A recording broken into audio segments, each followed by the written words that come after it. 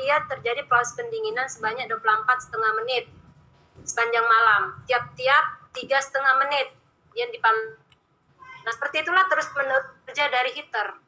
Ya, jadi kalau kita hitung berdasarkan siklusnya ini tadi, ya, bisa kita hitung supaya dia pas nanti itu sepanjang malam itu dia sebenarnya nggak pas 8 jam ya. Dia jadinya 8 jam selama 8 jam 40 menit dia jadinya ketika sampai pagi hari ya terus menyala selama 8 jam 40 menit ya. Heater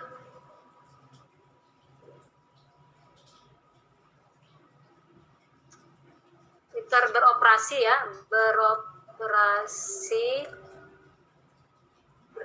beroperasi sesuai dengan kendali termostat ya,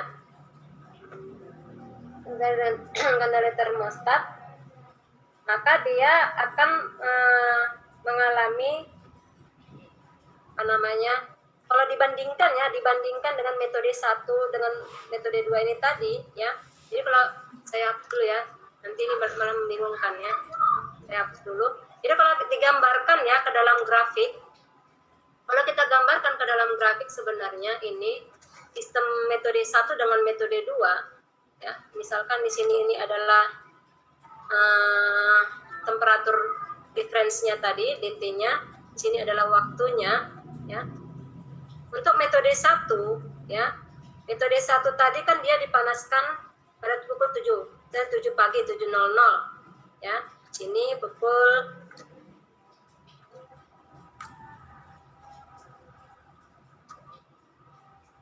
lalu di sini pukul 8.00 ya.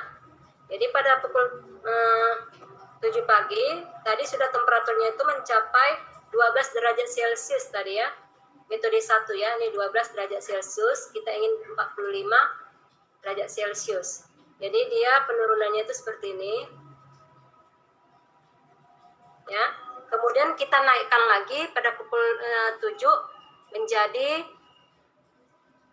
45 derajat Celcius pada pukul 8. Nah, ini metode 1. Ya. Metode 1. Nah, sedangkan pada metode 2 ya. Pada metode 2 itu kondisinya itu dia akan on ya setiap terjadi penurunan menjadi 42 derajat Celcius. Dan dia akan on kalau dia di bawah 42 derajat Celcius dan akan off kalau dia mencapai 45 derajat Celcius. Jadi dia akan naik temperaturnya setiap terjadi ini tadi 24,5 menit. Setiap 24,5 menit dia akan naik temperaturnya dan dibutuhkan waktu 3,5 menit untuk menaikkan. Ya, jadi di sini waktu totalnya lapse-nya itu tadi ya, total waktu ya. Saya buatkan di sini aja ya.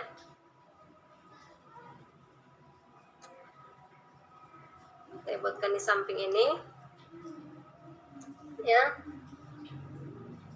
Jadi dengan demikian di sini ya, sistem akan menjalani atau mengalami pemanasan dan pendinginan sepanjang malam ya, sepanjang malam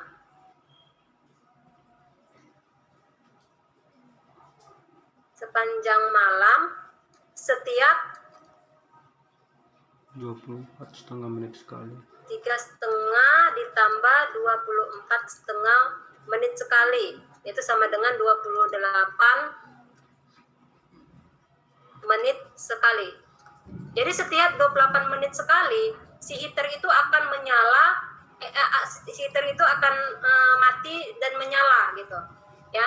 Jadi dia ketika dia mencapai suhu 45 heater mati ya kan, mati selama 24,5, kemudian menyala lagi lagi 3,5 menit kemudian dia akan mati gitu ya. Jadi kondisinya begitu, dingin memanaskan, terjadi pendinginan lalu dipanaskan, terjadi pendinginan dipanaskan, begitu terus menerus sepanjang malam. Nah kalau dihitung dia selama waktu 8 jam 40 menit ketika sistem itu dilaksanakan dengan menggunakan metode yang satu tadi ya. Jadi dia yang diinginkan proses pendinginan terjadi sepanjang malam lalu dipanaskan hanya pada pagi hari. Lalu kita gunakan dengan metode yang dua yang dia melakukan pemanasan sepanjang malam, maka pada metode 2 dibandingkan dengan metode 1 ya terjadi 19 siklus. Di sini panas dingin gitu ya. Di sini pada metode 2 ya. Di sini akan terjadi 19 siklus. 1 2 3 19 siklus, nanti kalian hitung buat sendiri lah ya. Jadi dia seperti ini, panas dingin begitu. Ya, sebanyak 19 siklus. Ya. Sebanyak 19 siklus dalam satu malam itu tadi dari 8 jam, selama 8 jam 40 menit ya. Jika dibandingkan antara metode 1 dengan metode 2 ya. Dengan metode 2 karena tadi dia kan panjang malam dia ya. Jadi di metode 2-nya itu dia dipanaskan, didinginkan gitu. Ya, jadi itu dia. Jadi kondisinya mati, hidup ya. Heaternya itu akan terus-menerus bekerja seperti itu. Nah, berdasarkan ini tadi ya diperolehlah banyaknya unit listrik pada metode 2 itu adalah 3 ya dikali 66,5/60 ya.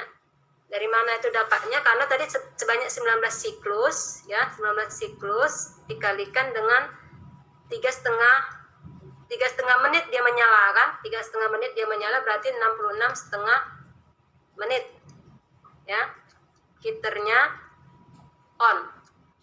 Maka di sini dikalikan dengan nilai itu dapatlah 3,325 unit. Nah ini kita bulatkan, ini menjadi 4 unit. 4 unit listrik. 1 unit listrik itu 3 kilowatt ya. Jadi 4 unit listrik yang dibutuhkan. Kalau kita bandingkan dengan metode 1, dia hanya membutuhkan sebanyak 2 unit listrik. Ini sebanyak 2 unit listrik saja. Tapi kalau metode 2 karena dia selalu hidup mati pakai termostat, dia butuh 4 unit listrik. Jadi dengan kata lain, ya kesimpulannya akan lebih hemat jika heater dimatikan saat tidur lah istilahnya ya, saat malam kondisi kita tidak menggunakan heater ya, 11 malam 11.00 lalu dinyalakan saat pagi hari ya, pukul 7.00 saat digunakan ya. Jadi lebih hemat daripada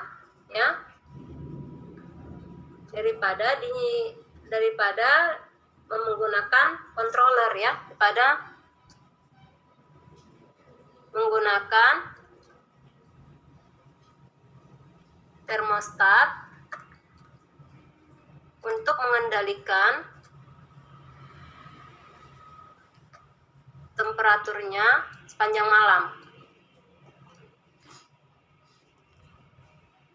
Nah, jadi dari sini dapat kita simpulkan seperti itu, ya.